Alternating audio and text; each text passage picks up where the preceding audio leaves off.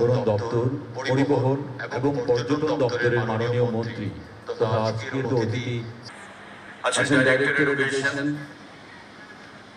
Education ডিপার্টমেন্টের বিভিন্ন আধিকারিকগণ, কাউন্সিলরগণ, এই এলাকার সুধী নাগরিক বন্ধুরা,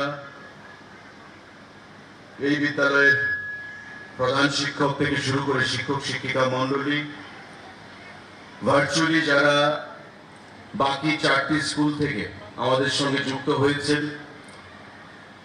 যারা জনপ্রতিনিধিরা সেখানে উপস্থিত আছেন, সবাইকে এবং ওই স্কুলগুলোর সমস্ত শিক্ষক শিক্ষিকা মণ্ডলীকে, মিডিয়ার বন্ধুদেরকে আমার ব্যক্তিগত তরফ থেকে এবং সরকারের তরফ থেকে অনেক অনেক শুভেচ্ছা জানাচ্ছি।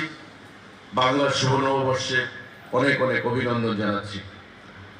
মাননীয় মুখ্যমন্ত্রী বক্তব্য রাখবেন এবং বিস্তারিতভাবে আগামী দিনে শিক্ষা ব্যবস্থাকে ঢেলে সাজানোর যে পরিকল্পনা রাজ্য সরকারের রয়েছে, যেই লক্ষ্যে আমরা মাননীয় মুখ্যমন্ত্রীর নেতৃত্বে তথা শিক্ষামন্ত্রী ওনার নেতৃত্বে আমরা কাজ করছি, আমাদের আজকে বিচার করতে হবে যে আমরা কোন জায়গায় ছিলাম শিক্ষা ক্ষেত্রে আর বর্তমানে আমরা কোন জায়গায় দাঁড়িয়ে রয়েছি।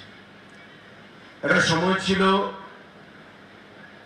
যখন বিদ্যালয়গুলোর ভগ্ন দশা, পরিকাঠামোর অভাব,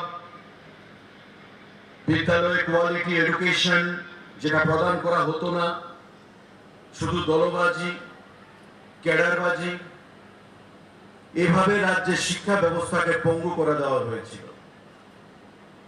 মাননীয় প্রধানমন্ত্রী মোদীজির দিক নিদর্শনে এবং আমাদের যোগ্য মুখ্যমন্ত্রী প্রফেসর ডক্টর মানিক সাহার নেতৃত্বে বর্তমানে শিক্ষা দপ্তর যে লক্ষ্যে আমরা কাজ করে চলেছি,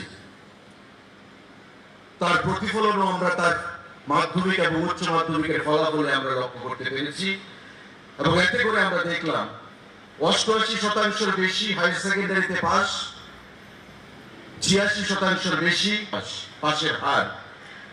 এবং এটা প্রমাণ করে যে বর্তমানে সারা ভারতবর্ষের অন্যান্য রাজ্যগুলোর সঙ্গে পাল্লা দিয়ে আমাদের রাজ্য ত্রিপুরা মাননীয় মুখ্যমন্ত্রীর নেতৃত্বে শিক্ষা ব্যবস্থায় আমরা অনেকটাই এগিয়ে গেছি। আমাদের এবারকার বাজেটেও মাননীয় মুখ্যমন্ত্রী ঘোষণা করেছেন অর্থমন্ত্রীর দেশে যে প্রতিযোগিতামূলক পরীক্ষায় সারা দেশের ছাত্রছাত্রীদের সঙ্গে আমাদের পাল্লা দিতে হবে। একটা সময় ছিল যখন অল ইন্ডিয়া লেভেলের সার্ভিসের পরীক্ষাগুলোতে আমাদের ছেলেরা আমাদের মেয়েরা বসতে সেখানে ভয় পেত, কারণ ভার্নাকুলার মিডিয়াম থেকে, সাধারণ বিদ্যালয়গুলো থেকে এই ছাত্রছাত্রীরা তাদের যে লেভেল অফ কনফিডেন্স সেটা তাদের ছিল না। তাই প্রতিযোগিতামূলক পরীক্ষায় বসে, সর্বভারতীয় পরীক্ষায় বসে তাদের সফলতা সেখানে বেশি একটা আসতো না। কিন্তু আজকে আমাদের যে বাজেট মাননীয় মুখ্যমন্ত্রীর নির্দেশে পেশ করা হয়েছে, তাতে আমাদের প্রত্যেকটি মহকুমায় স্পেশাল কোচিং দেওয়ার ব্যবস্থা সেখানে ঘোষণা করা হয়েছে এবং তার জন্য কয়েক কোটি টাকা বরাদ্দ রাখা হয়েছে শিক্ষা দপ্তরের তরফ থেকে। এবং আমাদের সদর মহকুমাতে যেহেতু বড় মহকুমা, তাই 2টি কোচিং সেন্টার সেখানে রাখা হবে, যাতে করে নিট যারা মেডিকেল এন্ট্রান্স দিতে চাইছে, যারা ইঞ্জিনিয়ারিং এন্ট্রান্স দিতে চাইছে, জেই মেইনস বা সর্বভারতীয় পরীক্ষায় যারা বসতে চাইছে হায়ার সেকেন্ডারি এক্সামিনেশনের পরে, তাদের স্পেশাল কোচিং এর ব্যবস্থা করা হবে সম্পূর্ণ বিনামূল্যে।